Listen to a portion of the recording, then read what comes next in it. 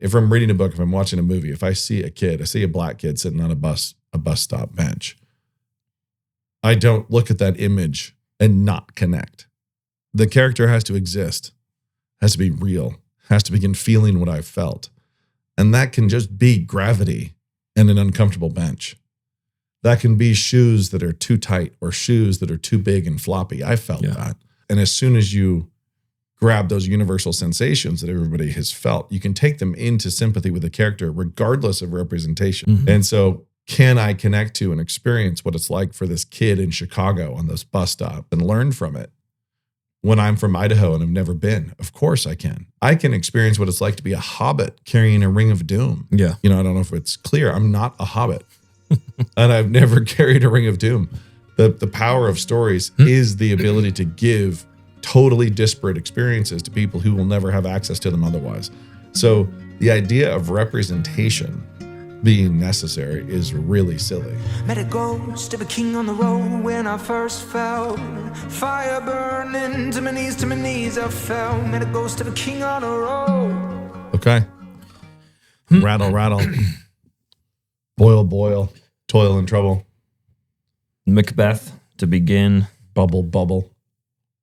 Macbeth to begin our wild time. Macbeth. Okay. What are we talking about today, Brian Cole? Well, I was going to see if I do have, we'll offer dealer's choice if you want to tell us something about your son's graduation. Or if we want to skip that completely. Said the level of self-congratulation at my son's graduation on the part of every student who got up and said something in terms of patting themselves on the back about the protest. Like, that was so good. Like, they're all saying we're so proud that we and did they're this. So embarrassed of the president for cracking down on them and so proud of the protesters. It was the self-congratulation was incredible. And then somebody at some point said that students have always been the conscience of the United States. And I just thought, oh boy. Oh, students have been the conscience of the United States. Always been the conscience. Yikes. And I was like, oh boy. I mean, wouldn't that be terrible if that was true? It's like, no wonder things have gone wrong for right. So you leave your conscience behind at age 21 and move on to other things. Yes. And it's funny because the joke's always been that people are liberals until they make money or whatever it is. So yeah. Until you start actually having to pay on your taxes instead of getting it was funny. It was wild. I was glad that we bounced out there, but it was Looney Tunes. That's funny. As expected. Nothing surprising there. Great. Well, yeah, so that happened. It was relatively boring, as you would expect. Good job, though, Rory. Yeah. Rory's great. Finishing at Columbia. There was kind of an alt. So they didn't do the normal commencement. They did class day, and they did a processional and something there. They did departmental things, and then they did, there was an alt conservative commencement. Wait, they did too? Oh, like sort of like their own event? Yeah, they did their own event. And Rory was the student speaker there, and I missed it. Apparently he did well. Heather stayed, but I had to jump on a plane and fly to get back in time to go to Idaho State Track to podcast. So I was out there for the first couple days and then bounced back to the Great Northwest to go watch children run in circles. And they did a great job. Yeah. It's very primal to the track, which is what we're actually going to be talking about today. Yeah. Yeah. State champs. The girls team won state. So wow. Way to go, Logos. Which was pretty awesome. Second time we've ever done that. So yeah, it's not easy. That's huge. And we unseated a really great track school in Raft River from down south. A very, very fast, very strong program. And they had 5 state championships in a row. Ooh. And we stole number 6 from their senior star. She's a great girl and a great runner, and she did what she could, but we just had more. I don't know about better, but more. Well, that's what we heard from Doug Tenaple, is that bulk is equality. Bulk is Yeah, well, we definitely brought that. We had a lot of girls involved in that lift, and they get to hang a banner. So they brought home the state championship. Wow, exciting. Which is fantastic. Some really impressive performances there. All right. Well, the question we're jumping off of today is one from Amanda, who is behind on our podcast, which is unacceptable. But at the same time, we're never behind. She just watched Sound of Freedom, our Sound of Freedom episode. And she pointed out something that Monteverde said, that movies tend to be made for maybe, I'm curious about your thoughts on this, about 10% of the population, but it's possible to put something out there that connects more broadly. And then the point that Amanda made is that she, in many other publishing instances, is hearing of people talk, instead of connection, they're talking about representation. And that a lot of drive happens to be, are we going to be able, is our main character representative of the right slice of the population? So obviously that can be taken down to, is it a poor kid? Is it a handicapped kid? Is this the right ethnicity for my main character? And just that question is, it does feel like connection and representation seem to be things that the movie audiences and the publishing audiences have taken and run in opposite directions. So their assumption is that, say you have a handicapped or a physically handicapped, so a girl in crutches as your main character, that right there is only going to connect with other girls in crutches. Only if you're a bad writer. And is that the situation that we're in right now? Do you see those two as opposed, connection and representation? Do movies, are they able to, if they're only written for 10%, but they can connect more broadly? I guess, do you have thoughts on that claim? Let's just say there's a reason why the most interesting characters are normally secondary characters. And like that is both in fiction and in film, that the side guy is usually funnier. The sidekick is more clever, wittier, and so on. You kind of have frequent. This is kind of lazy, but this is to some extent kind of normal. So it's not all bad, but there are very lazy versions of this, where your main character is somebody who is a placeholder for the reader or a placeholder for the viewer. Yeah. Someone they can kind of basically want to imagine themselves or can easily see transference of themselves into. And if that main character is too on the bell curve, like too on the edges of the bell curve, then you don't have the ability, the projection and wish fulfillment ability of the viewer or the reader to connect. And so that's that connection thing. Okay. And so I would say that really gifted writers, it doesn't matter, that they could successfully connect anyone who happens to be a human to a character. So there's enough commonality through humanity and existence and mortality that you could connect readers or viewers to someone. The level of difficulty goes up and down. Yeah. So level of difficulty swings. The worst examples of this, I think, are in, and my daughters love to laugh about this. There are a lot of stories where, especially for female audiences, where the main character is plain and boring. So not like off the spectrum beautiful, just kind of average, just sort of there, and yet is deeply desired and fought over. Obviously, Twilight becomes Twilight's the primary case of that. And deeply desired and pursued and fought over. Princess Diaries would be another one of those where she has to go through her transformation. Yeah. And so you have these kind of plain Jane girls right in the center of the bell curve, who are pursued by immortals, who are just adored and sought after and desired by multiple guys, and they have to have this, the triangle drama that goes through there, and that's an obvious example of I'm going to give a bunch of teenage girls wish fulfillment potential, and so I create an empty paper doll onto which they can draw, they can draw themselves in their imaginations, and they can participate in what it's like to be deeply desired and sought after for nothing that they have done. It's sort of for being seen as who they truly are on the inside somehow is amazing. And so there's this secret amazingness that drives men mad. You know, they launch 1,000 ships for someone who's awfully normal from Portland, Oregon. You know, it's I guess that is one that's kind of primal though, I guess, as far as motivation is concerned. So you're just saying they've reduced everything down to that single desire of the high school girl, the two combinations of I feel not pretty enough and I also would like to be desired. And that's the whole motivation for so this you character. can easily connect that you feel pretty normal. Yeah. And yet these demigods see something in you that just drives them mad. For some reason, you're catnip. And so hyperbolically, you think about a lot of teen and YA and even adult fiction for women is sort of like the Trojan War. It's like the Iliad. Yeah. But you put Helen of Troy up on the walls and then just cut her out with an X-Acto knife and leave that blank.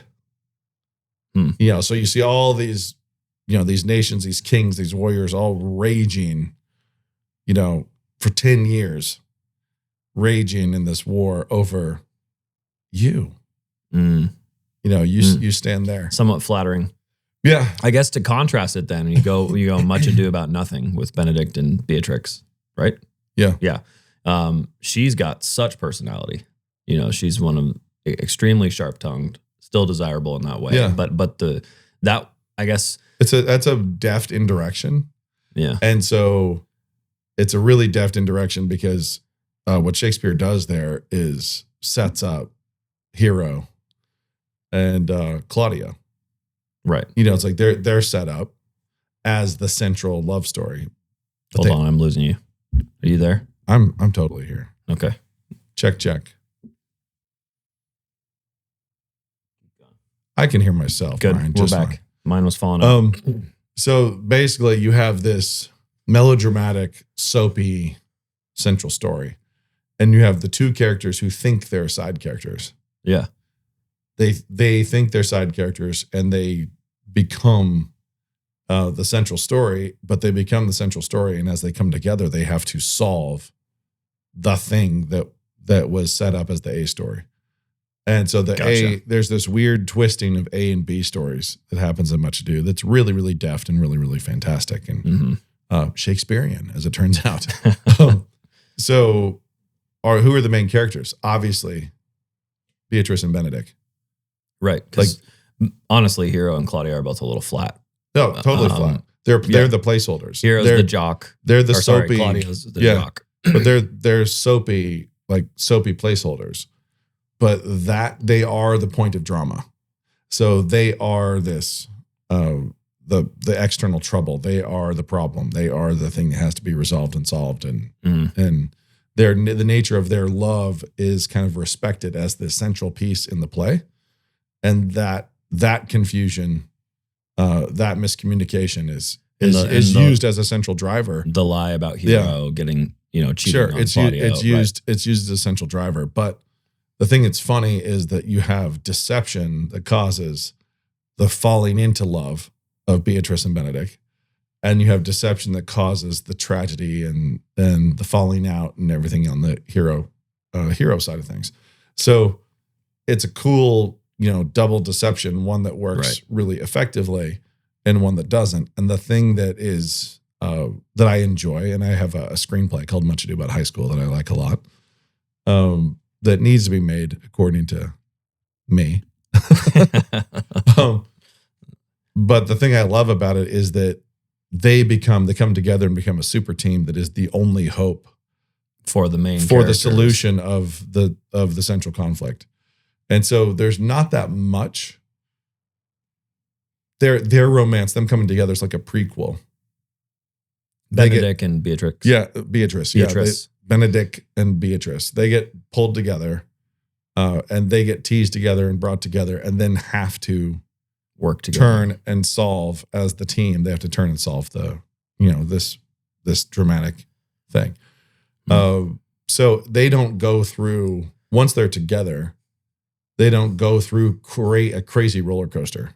Sure, there's not they don't break up. They're not thinking one So is if you- cheating yeah. on the other one. And so if you think about traditional rom-coms too, and everybody's downstream from Shakespeare, obviously, you have a ton of stories, Woodhouse, ton of stories.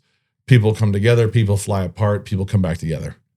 Yeah. Like people come together, people fly apart, people come back I mean, together. that's it right there. And And if it's it just like- doesn't happen, Yeah, it's like you don't have the rom-com. That's the story. So Yeah. it's all working, it's amazing, and boom, we blow it up, and then they have to come back together. They've got to solve it. The thing that's interesting in Much Ado is that people come together when Beatrice and Benedick, Mhm. and then there's the hero Claudio story, and they fly apart, and Beatrice and Benedick have kind of a minimal alignment where they have to like realign their loyalties to each other and not to their friends. Yeah. And they have to like check their priorities, and then they end up solving the whole thing. Yeah. And it's and defeating the villain. You actually have a villain in this story, which is kind of fun. Right. And nobody, like, I'm trying to think of any rom-coms that have actually done something like that. And I think it's kind of this, it's at the headwaters of the genre, obviously, and not a lot of people have actually copied the architecture successfully. I mean, the amount of characters that Much Ado balances is pretty impressive because you've got Yeah. those side characters like Dogberry that are Oh, crazy and just- forgettable. Yeah. And then you have the bad guys, Baraccio and, Yeah. and Don Pedro. Don Pedro. Yeah. And those guys, even the Duke, I'm wondering if it's just tough to pull it off in the simplicity of a rom-com. That's partly what I'm asking this question about is like, that's so fun and has created probably 6 different character types. Yeah. just that play alone. But at the same time, we don't strive to do that in the rom-coms that we're making now, or I guess that I see generally. Crazy Rich Asians. I think we talked about once on the podcast. Yeah, and you're which is a good one. But it's sort of it's really unique and it's interesting. And so what Shakespeare does in Taming of the Shrew is he takes a similar kind of dynamic and makes it central, and that's the central story. And what he does in Much Ado is he brings them together as a team that then helps everyone weather this storm wrapped around the what could very, very quickly be a Shakespearean tragedy. There's something over here that's about to become tragic. There's this comic over here between these two lovebirds who are tricked together comedically, and they overcome the tragedy and resolve the whole thing into a comedy. Right. And it's pretty great. So, Yeah. understatement, that's pretty great. But how did we get onto this? Oh, in terms of placeholder characters, if you look at, you were talking about Beatrice and Benedick being really clever. If you think about people who are clever, that can be a fun story. And if you do a great job, you can connect even characters who are not clever. Readers who are not clever, you can connect them to clever characters. They have to connect to the humanity. They have to connect to aspects of the personality they can relate to.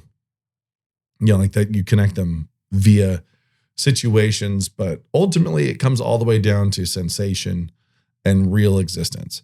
And so if you're trying to connect readers to a character, like I said, it's easier and it's harder, like depending on how many similarities there are. But if they exist in space-time, then you can connect readers to them. Yeah. Okay. It's just too many people give up. Yeah. It takes too many authors, I should say. It takes, it's not always worth it, but you can. Well, here's the follow-up I have for you. It's on clever characters. So the typical trope that people are doing with the clever character is they make them the person with the least people skills ever. So it's the Sherlock Holmes vein, and you do it with House as well. Right. Exactly. So you have Laurie and House. So you have a very clever main character. Super caustic, Asperger's. Extremely arrogant by any standard, and yet a commitment to either truth. I think usually truth. I mean, I think, untangling the puzzle is for both House and Sherlock kind of the thing they live for. And it is interesting to watch. They're not trying to do the same Benedict thing. Maybe Benedict is less clever than he thinks he is. But I was curious about, what do you do with those unlikable main characters? My son's just started. They're reading, likable. They're not unlikable. They're likable. But what about them is likable? That's what we're getting at, I guess, here. Well, I think you already answered the question. Their desire to solve the puzzle. No. Their commitment. They're rude to people. Oh, okay. We all wish we could be as rude as Sherlock. It's kind of like, and right. Rude and right. Yeah, you know, okay. it's like, that's the blank check to just say the thing. So many people are afraid to say the thing and having the guy who will just say it.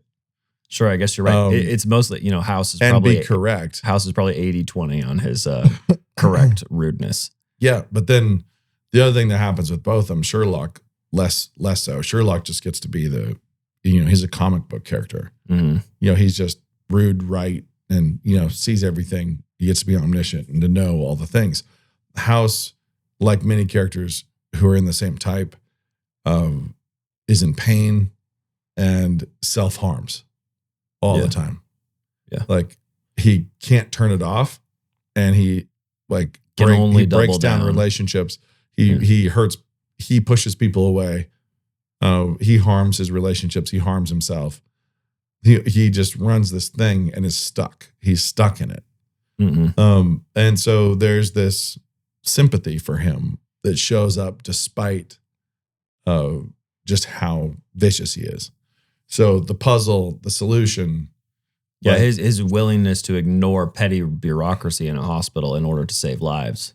Yeah. And we understand that's a heroic trope. Yep. You know, break the rule to save the person. Yep. But also, like, cares more than he thinks he cares about the person. Mm. So he thinks he's more uncaring than he is. Mm. And so they just rinse and repeat.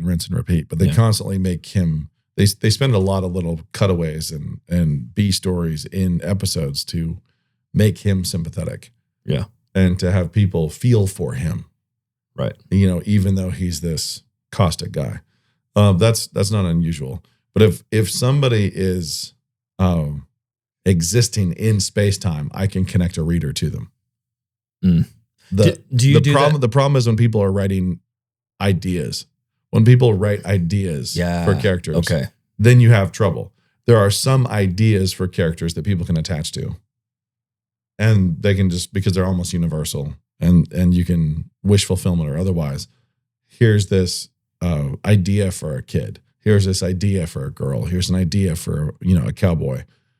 And there's some that will work, and people get into a person. And it's not a real person. Don't exist in space time. You know, it's like there's just a story of this idea, this placeholder, this paper doll that goes through a narrative. Some of those people will attach to, and some won't. You do not. If I see a kid, if I'm reading a book, if I'm watching a movie, if I see a black kid sitting on a bus stop bench, I don't look at that image and not connect. Right? Right. Because I happen to be white, Scottish, Ashkenazi. And not sitting on a bench. And not on a bench. And now it's like, okay, here's a shot. And it's early morning. There's a kid with a backpack sitting on this bench in a bus stop, and he happens to be black. I don't have some kind of gulf between me and him because he's black. And then suddenly toggle him to white. I don't suddenly have a connection. You're saying they have to do more. The writer has to do more for you to have a connection with the kid in the The character has to exist, has to be real, has to begin feeling what I've felt. And that can just be gravity and an uncomfortable bench. That can be shoes that are too tight or shoes that are too big and floppy. I felt that. I felt that before. I know what that feels like.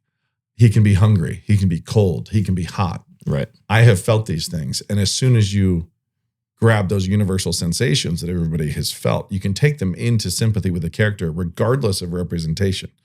And the entire point of is connection. Yeah. The entire point of or the benefit, I should say, of great literature and of the of narrative and of stories, one of the massive powers of that is that I can connect to and experience vicariously these things that happen to a character that I can't ever experience in the real world.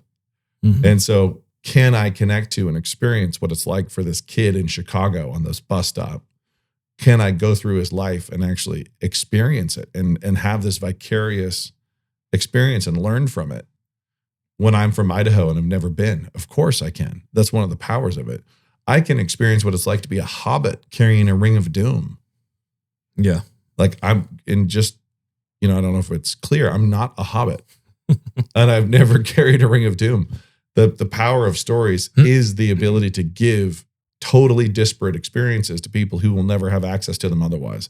So the idea of representation being necessary is really silly. Yeah, you feel like you could just niche down to you're only reading stories. It's actually, this is incidentally what happens in social media, where people start liking things or looking at things, and the algorithm starts just putting them in an echo chamber. Yeah. The algorithm narrows you down so that, you're just hearing, your own voice echoed back at you. Yeah. And it's really tragic. Because you never get shown anything that you hadn't already liked, sort of. Yeah, exactly. That you're inside, and that can be really nice when somehow I'm thinking, man, I need some way to organize my hoses. And then Instagram's like, hey, we've understood that you're looking into hose organization. Here's 3 different products. And suddenly you're like, oh, that's handy. But the other thing that happens is that people who are anti-Semitic, people who don't like Israel, people who are veering in that direction are only going to get that confirmed. Like they're just not going to get outside of that. People who are yay Zionists are only going to get that confirmed, and things are limited because we're looking for likes and engagement and, and this kind of stuff. They have to go look for the hate. And then when people really take pleasure in hate scrolling, the algorithm starts feeding them that. Yeah. And they start to feel alone and isolated, and they're only ever hate scrolling. It's like, it's weird confirmation of impulses. Whereas literature, I can know what it's like to be Huckleberry Finn. Right. I can learn what it's like to be Mac in Cannery Row. I can be a homeless guy in the Monterey Bay. I can jump through time. I can jump through space. I can jump through gender. I can jump through age. Right.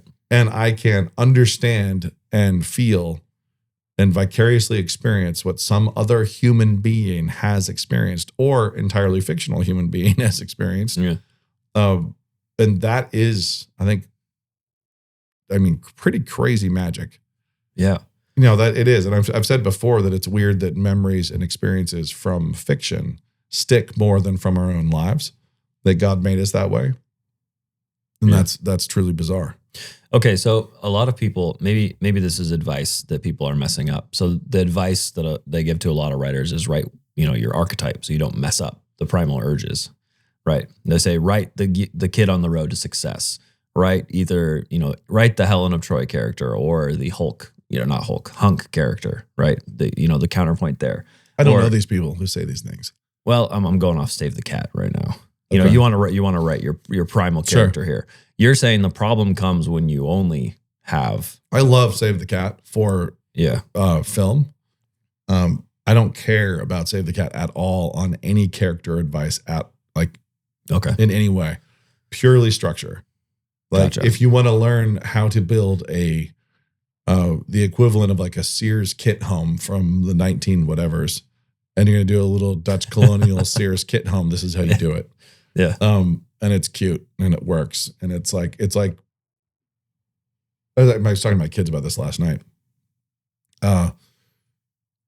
Let's be blunt, shall we? How many people can make a really good hamburger? Like a really good hamburger. Not very many that each of us meet. Yeah. And yet, how many hamburgers are made? Yeah, so many. The time. Yeah. Unfortunately, I cannot make a really good hamburger. I tried. I continue to try. I can also say the same thing's true of a chocolate chip cookie. Yeah.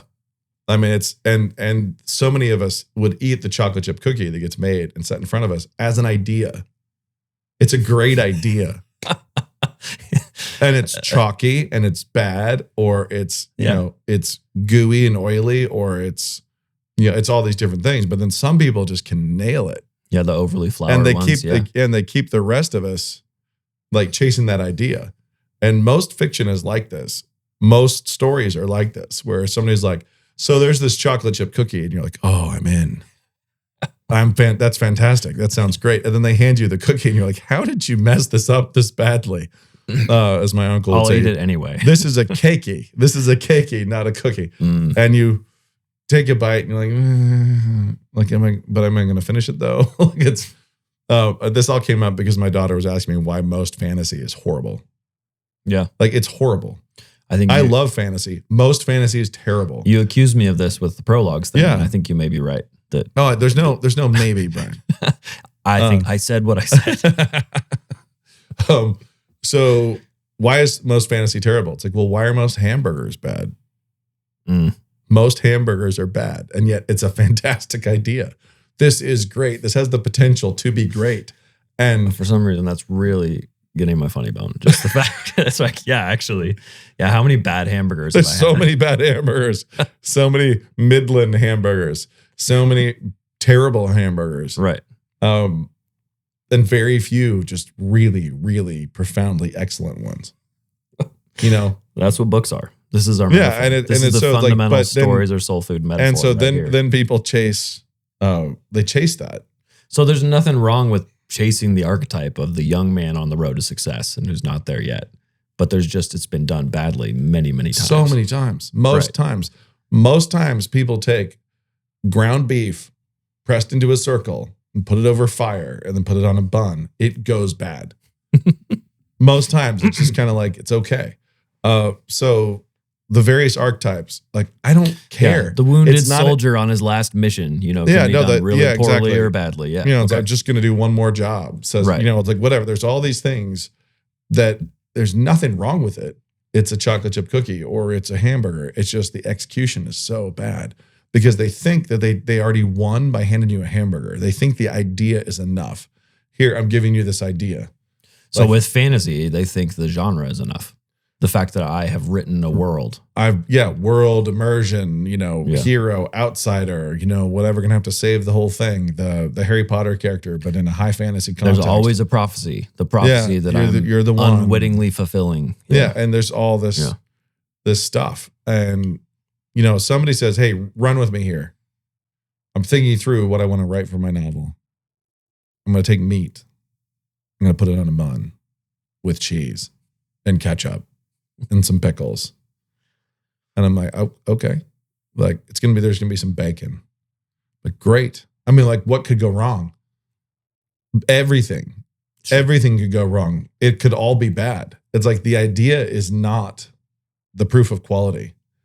It just isn't. That's huge. And I can't tell you how many times the guys do this all the time. You know, when they're sort of like rawr IPAs, like rawr, like yes, I'm really into smoking meat. And then I taste it and I'm like, oh, whatever. You know, I'm glad you have a Traeger. That doesn't make it great. It doesn't. Like you had an idea. Like you bought a laptop and you had an idea that you're going to make a hamburger. You're going to actually, you know, smoke some meat or whatever. And it's really funny how few people actually. I think this is the same. This is probably true with every idea because business ideas is the same thing. It's like, yeah, actually vending machines could be a cool business idea. But they also could not. Yeah. It's over and over and over again. Driving back from Boise from the state track meet, I drove by a little restaurant in a tiny little town called Salsa, Mexican food. And it's in a little mini mall. And I was like, boy, that's going to just die. And it's funny because think that a couple of people got together and they were talking about what they should do. Like we should open a restaurant. Let's do Mexican food. What should we call it? Let's go up the middle. Let's call it salsa. You know, it's like, and here's this little thing. And ultimately, it doesn't matter what you call it if you nail the food. If you just really, really, really are good, the word gets out, organic spread, and people are going to come eat your tacos or whatever it is you're serving. It's very rare that people who are producing truly excellent things struggle to find an audience. Is that true, or is it? I guess my question is how many small town restaurant starters are actually excellent, and then we just don't know about it because they also started it in a small town. Right, but here's the thing: it doesn't have to spread nationally. It's a question of whether it's going to continue to exist and sure, you know, local, it's like, and pay its bills and find its audience inside of its ecosystem, right? You know, so it's really funny to me how I love the idea phase of developing stories, but it's like deciding what to cook. and everybody knows that it's not just going to be good because you decided what to try to cook. You know, we all know better than that. It can go wrong. You can char it. You can burn it. You can mess up. And books have less of a recipe even than most foods. Exactly. And so when people are talking about fill in the blank idea for characters, it matters a ton what they settle on. It matters a ton what architecture they choose, but they can steal that. They can just steal the architecture. They don't need to innovate that. They can just borrow it from somebody else where it's actually worked. They can take Macbeth. They can take Much Ado About Nothing. They can go get the bones of a structure and then tell me, so here's what I'm going to do. I'm going to do this, these bones, these characters. This is the pitch meeting. And I can say, awesome. That sounds great. If you nail it. I'd love to read that. Right. But that's all they said is, so I've got this idea. I'm going to take some sugar. I'm going to take some vanilla. I'm going to take some oats. I'm going to take some flour. I'm going to take some chocolate chips. I'm going to make cookies.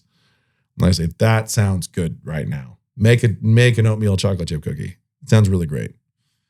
And then they hand it to me and the bottom's burned. Top is oily or it's all caked up. Yeah. You know, it's just, and the criticism of you made a bad cookie is not a criticism of cookies. Cookies in general. Why are fantasy novels bad? Why are cookies bad? Because everything in the world is on a bell curve and excellence is not easy anywhere. And the majority of things will always be worse. There's not going to be a place where it's been a while since we've had a nice black pill for so we've been too inspirational in soul food lately. Have we? Like inevitably, by definition, like the truly excellent things will be in the minority. Like it just true excellence. That's math.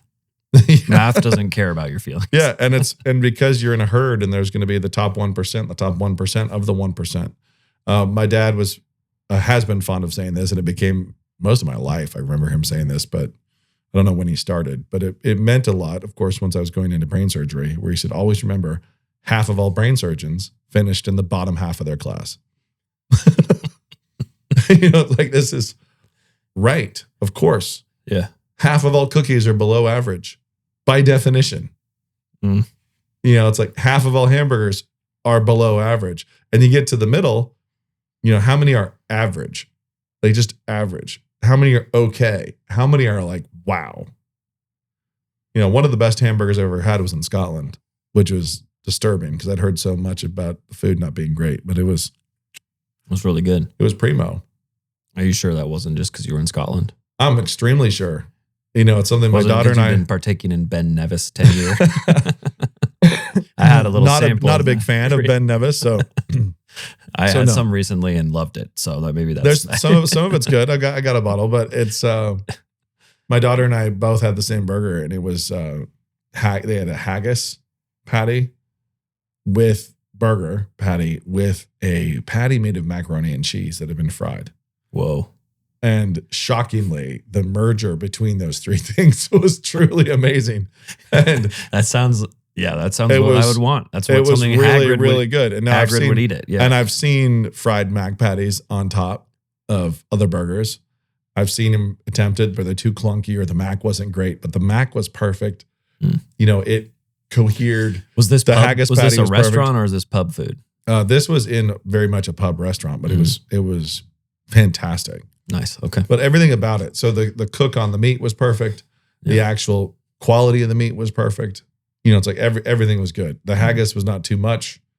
You know, it had a little bit of spice, got cut by the mac. You know, it was fantastic. Did they do any vegetables on this? Yeah, I'm trying to get the recipe so that I too can try for an amazing burger and get mediocre. Yeah. And I'm never going to attempt that one. I can make a good burger, but I can't make that burger. That one was something else. It'll live in your memory, I guess. So, but the point is, there's so many times when people, they're trying to give you the hot tip on how to move mediocrity, how to sell mediocrity. And if that's your hack, if that's what you're trying to figure out, I want to be a novelist and I'm not very good. Like, okay, well, you should do chocolate chip cookies and hamburgers. because at least you can sucker people into it. And afterwards they're like, it was okay. It's because the idea is primal, and that's the archetypes, and that's the architecture. And it's like, so you're stealing the idea for characters. So I've got this outsider who's poor, but it turns out he's the orphan who's been prophesied, and he's got a lightning bolt scar on his head. Yeah. And I'm stealing. And then you're like, but there's a lot of spin-offs around Harry Potter, right? The people read Harry Potter and they're like, I want that again. And so then there's like, I'm going to go read this beta series and this, right. gamma series and this delta series. Right. And they're going to remind me of that other thing I ate that I enjoyed. But they're going to bring back those memories. But this is like now filtered through lower quality. So is that kind of an inherent criticism of genre fiction in some way? We can be distracted because it's following the pathway. It's a criticism of readers, not of genre fiction. Okay.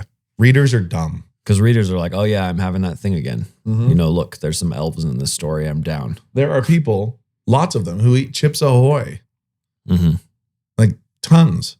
Yeah. Whole sleeves of chips. Like, what is this garbage?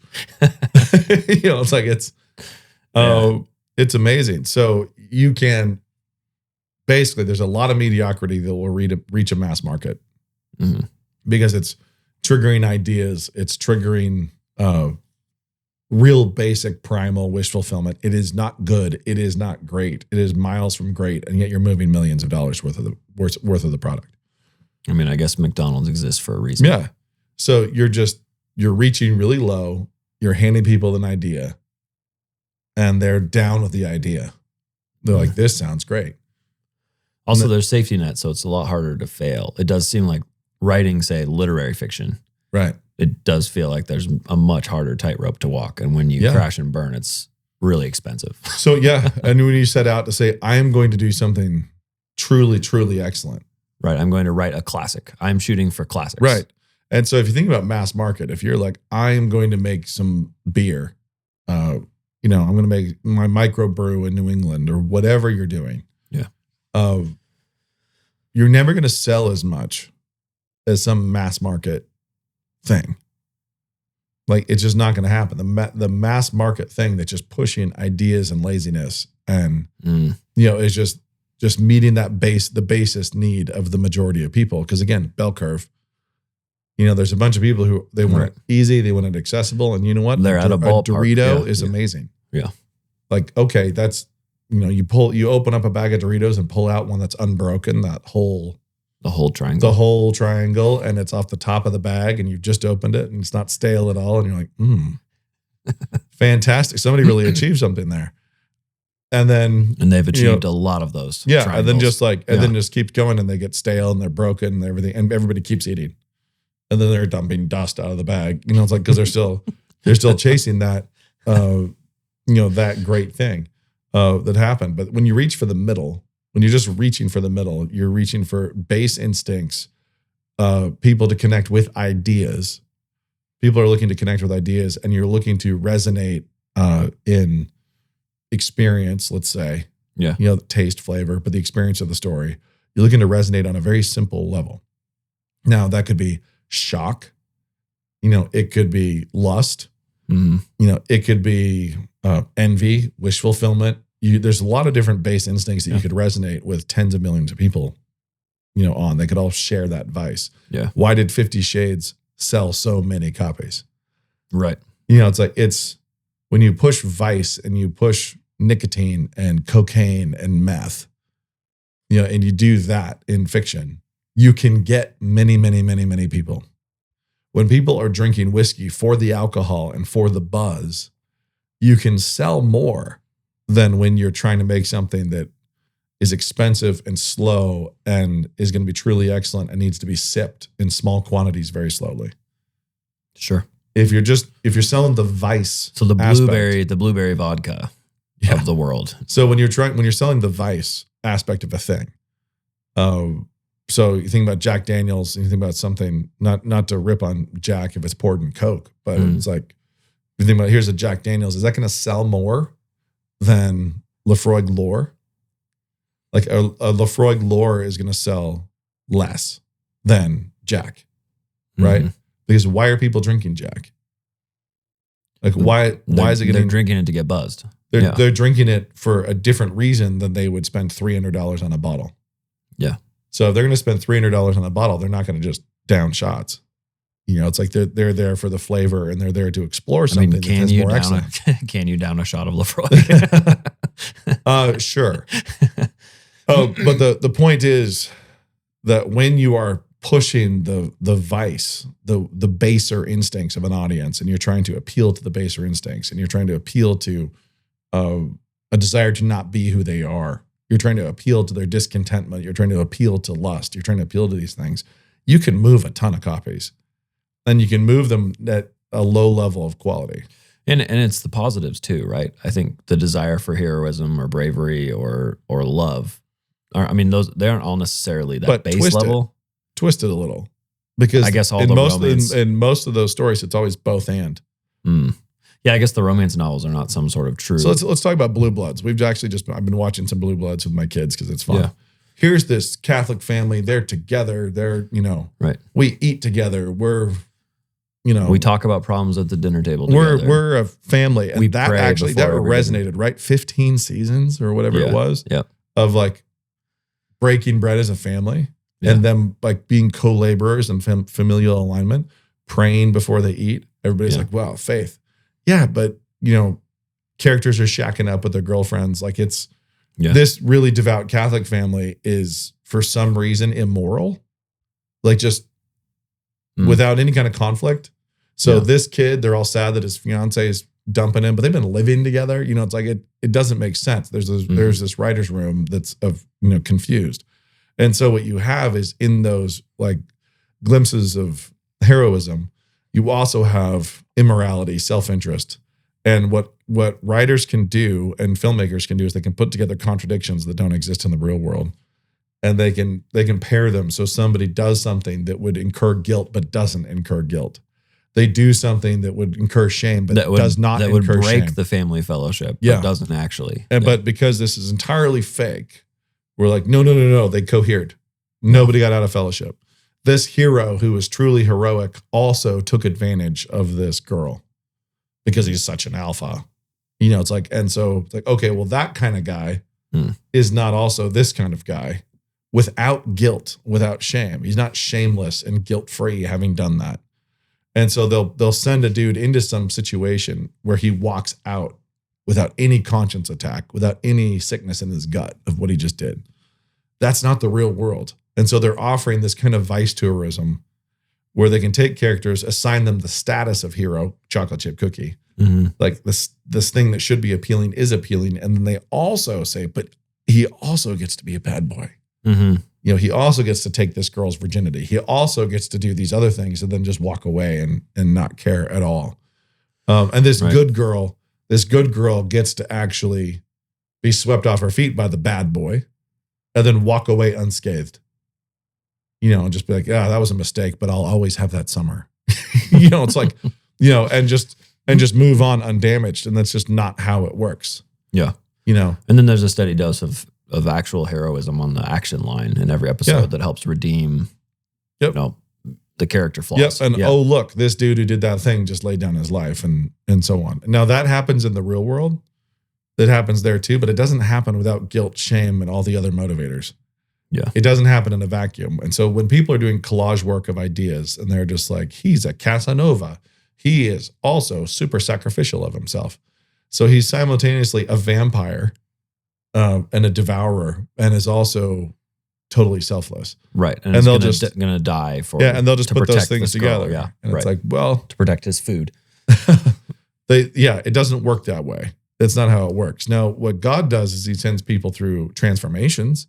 They are one kind of character and they actually just get overhauled and come out. There's redemption stories. There's metamorphoses that happen where this dirtbag repents. He turns away from the dirtbaggery and becomes a hero. Those stories happen. Well, I mean, your dad, and it's usually not because of the love of a good woman. Yeah, no, your dad tried to do that with Man in the Dark. Where he's like, "Can I take someone who took advantage of a prostitute, and then also have them be the hero?" And that's that's And the interesting. answer to is watch. yes. Of course you can. Right, because God does it a lot. But yeah, of course you can. But the question is, are you following natural law in your storytelling? Yeah. And so Unfortunately, every time, the bad guys get to break those rules. They don't have to be consistent. Yeah, exactly. But all of this comes back to however we got here. The idea of using types, archetypes, and ideas. Yeah. Where it's like, should you use an archetype character? It's like, well, it's like asking, should you use a chocolate chip? Sure. Do you need one? Right. Sure. Yeah. Can you use it well? It's like saying, should I use cheddar cheese on my hamburger? Yeah. Sure. But are you going to do it right? Is it going to be a good burger? There's no guarantees just from the idea. Yeah, the connection representation, I think, is that idea, is that the representation there doesn't do it for you. And so now having cheddar cheese doesn't do it. Yeah. And now just like, let's place somebody in a situation. Oh, look, I see a father of 5. I immediately connect to him. I see a novelist. I immediately connect to him. Not really. Depends. What's he doing? Not really. Yeah. I guess how is he existing in space-time as a real person is the point of contact, is the point of connection. Sure. And then I could be much farther away as an idea from somebody. So it could be, a retired fireman. And I've never been a fireman. I'm not retired with one leg, a retired fireman in a wheelchair. Like I'm further and further away from this person as an idea. And yet if you write him as a creature in space-time effectively and compellingly, I am far more connected than I would be if you just gave me a representation of myself. If you tried to put a mirror there. So if you put a mirror there, that can work at a very pop commercial level, and you can just kind of turn out your Doritos. You can just pump out your Chips Ahoy and you can get people to connect with the idea of something. Yeah. So the John Green approach of, hey, I'm going to have a legless or a one-legged heroine, and that's going to appeal to all the other one-legged people in the world. I mean, obviously that's not what made his character appeal. It's because he had that mix of, the one last fling before we die. Yeah. In the face of death, we're going to have bravery, and we're also going to throw in a bunch of literary ideals that I've stolen. Yeah, but also, so what John Green will do is he taps into the wish fulfillment of pity and tragic victim status. Yeah. And so how many people go through very minimal trials in a day? Like they stood in the checkout line a little bit too long. I was behind an old lady at Starbucks who wouldn't go fast. Right. And, like they have that. And then they want to feel sorry for themselves. They want to feel self-pity. My kids broke a lamp again. Yeah. And so we have this desire to pity ourselves and to try to turn things into hardships where we are suffering. We like to be this, especially when we're very well off. When some American is pulling in their G-Wagon and running in and standing behind somebody spilling pennies on the counter, they start to feel really bad for themselves that they're stuck behind somebody who has to count pennies to buy a donut. Right. We love that. And so what John Green appeals to is he takes people on this self-pity tourism. Yeah, and you in your sad life are almost like this person who's received a fatal cancer diagnosis. And exactly, you get to read this and you get to feel so bad for yourself while also being so brave. It's like, you're so brave, aren't you? You're so brave. Yes, I am. I am so brave. Turn another page. Yep. Yeah. And there's other people who are just looking for the catharsis of something super sad that they can cry about. And there's people who are looking for Hamlet. Hamlet is like that. And there's people who are looking for the experience of shock and fear. They want to have the sensation of fear. And so they're reading horror, they're watching horror. It's like there's all these different people who want to spike different sensations. Okay, but how do we do Shakespeare though? Like we've obviously got his the bulk tragedies idea. Suck. You don't like Shakespeare's tragedies? Hamlet's great, but no. I mean, Romeo and Juliet is schlock. Wow. It's just crap. See, we probably needed our whole episode on this. My question is, how do we? Because I feel like Hamlet's not a very believable character. No, he's not at all. Oh, okay. But the play is good. A fun play. All right. And yeah, is it idea driven? Yes, it is. Yeah. Yes, it's idea but driven. That's an idea that's pretty worth spending time with. Yeah, it's like, okay. And I think Hamlet has value because it's at the headwaters of many, many things. Sure. Okay. if somebody just wrote me Hamlet and that play didn't exist, I would be less interested. Wow. I mean, wouldn't you? If there had been no Shakespearean Hamlet, if there had been no Headwaters, and it had not wagged the dog all the way down through Western literature, and somebody just handed you the novel that was Hamlet, yeah, I think would you not would just have be like, you clown? Yeah, I think you'd be like, wait, he stabs he drives his girlfriend crazy and then stabs her father through the curtain, and then all Like, what's with the ghost? right. Is the ghost real or not? Yeah. I mean, I think that's T.S. Eliot's critique of Hamlet is that he's just a different character in whatever situation he needed to be. In whatever scene he played a different character. And that's why everybody can write their own paper on Hamlet to try to say, oh no, Hamlet is this. So this is like looking at it. It's like looking at an Elizabethan painting, and it could be at the headwaters of something, and you could look at it and say, is it that great? Well, it had an impact. It actually just did impact culture. It did, create this massive legacy. I'm going to take the really brave stance and say that Hamlet actually is great. Even though it's I think it is objectively great. Yeah. It is objectively and historically great. You just think its place is also in history, it is great. Yeah. Okay. Is it great in a vacuum? No. Did it appear in a vacuum? No, it didn't. It appeared at a moment in time and influenced all of storytelling and drama. So, I mean, it did that thing. It lifted a great amount of weight and it's influenced a lot. Apart from that place, is it great? Okay, before I flipped over this rock, I was. It's like, but it's a weird thought experiment. It's like saying, would George Washington be great if he was a business owner in Salt Lake City in the 1980s? Would he have achieved the same level of greatness? No, of course not. Interesting. If he was in a different moment in the story, but he wasn't in a different moment in the story. He was in that moment in the story. Yeah. And what he did achieved actual greatness. It bore great fruit. And so Hamlet, the play, bore great fruit. Like it achieved greatness. But it wasn't that great of a cookie.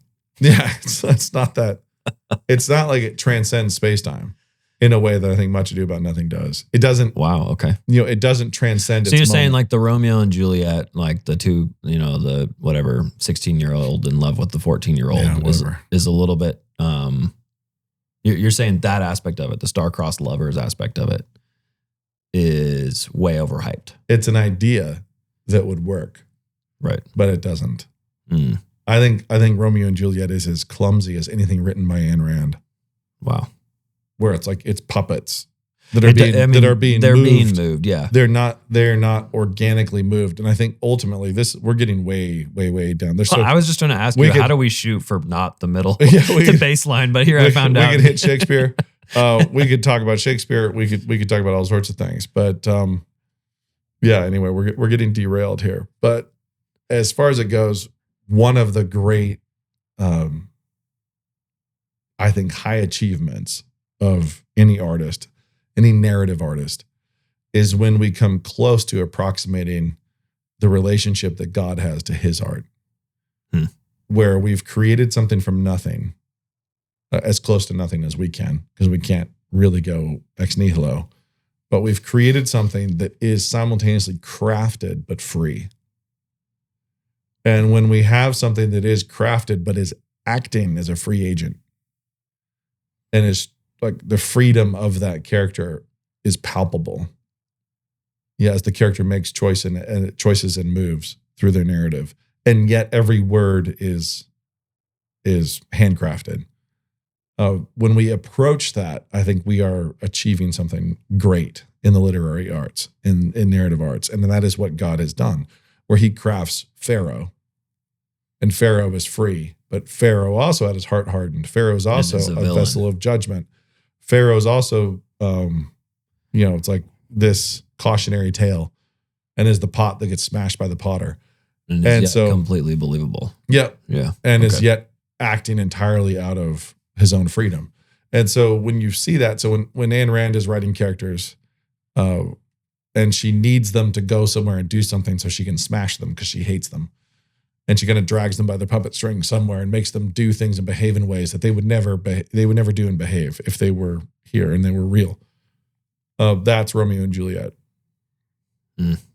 You know, it's like they're just bad characters. And that's food for thought is what that is. I think the idea they of just- freedom on the line. I think they lack freedom. A self-standing character, completely creative and derivative by the author. But Yeah. still self-standing. So we can never get there, right? We can never achieve that, but that's what we chase. Every character on the page, like when that hamburger is really cooked well, when that cookie is really baked well, the character is not an idea going through motions and just going through a scripted dance that's not compelling. The character is fully real, feels like someone real in space-time, and acts from a point of free agency, but in a symphony, in a way that's harmonic and resolves and goes through this journey the way God's characters do. And so we're chasing that. That's what we're imitating. We're imitating something fully crafted, meticulously crafted, and free. And that paradox of what an infinite, transcendent God is capable of with his characters is what we are trying to imitate as authors. And so as we approach it, things become more and more powerful. Like stories become more and more compelling as authors approach that balance of the two.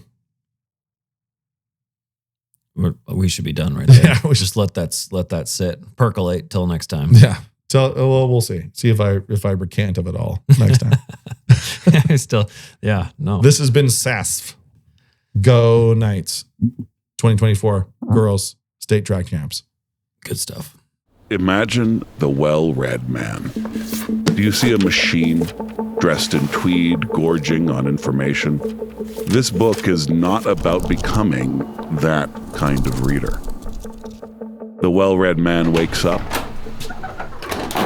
and consults with Moses on his way to work. And God spake all these words, saying, I am the Lord thy God, which hath brought thee out of the land. He sips his coffee and ponders the wisdom of Hannibal's elephants crossing the Alps. He turns furrow-browed philosophers upside down and takes their lunch money. He changes his oil and deliberates with Peter Drucker about effective management practices. He regales his wife with the tale of Monet's water lilies in the gardens of Giverny. He sings with Sandra Boynton as his toddler's eyes grow heavy. This book is about becoming that man. Be as human as you can be. Learn how to read a book.